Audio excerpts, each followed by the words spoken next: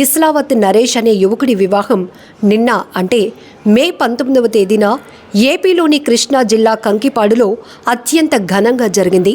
పెళ్లి అనంతరం వధూవరులు బంధువుల సమేతంగా రాత్రి కోడిపుంజుల తండాకు వెళ్లారు. ఈరోజు రిసెప్షన్ కోసం భారీగా ఏర్పాట్లు కూడా చేశారు. అయితే ఉదయం కాస్త ఆలస్యంగా లేచిన పెళ్లి కొడుకు నరేష్ ఇంట్లో నీళ్లైపోయి మోటార్ పెట్టేందుకు వెళ్లి విద్యుత్ షాక్కు గురయ్యాడు. మోటార్కు సరఫరా అయ్యే విద్యుత్ తీగ నరేష్కు తగలటంతో షాక్కు గురై ఎగిరిపడిన నరేష్కు తీవ్ర గాయాలయ్యాయి. వెంటనే అపస్మారక స్థితిలోనికి వెళ్లిపోయాడు. ఇది గమనించిన బంధువులు విద్యుత్ సప్లై నిలిపివేసి హుటాహుటిన ఆసుపత్రికి తరలించారు. కానీ మార్గ మధ్యలోనే నరేష్ ప్రాణాలు విడిచాడు. విషయం తెలుసుకున్న నవవధువు బోరున విలపించిన తీరు ప్రతి ఒక్కరిని కన్నీరు పెట్టించింది. తాళి కట్టి 24 గంటలు కాకముందే తెంచేశావా దేవుడా అంటూ ఆమె ఏడుస్తుంటే ఆపటం ఎవరి తరం కాలేదు.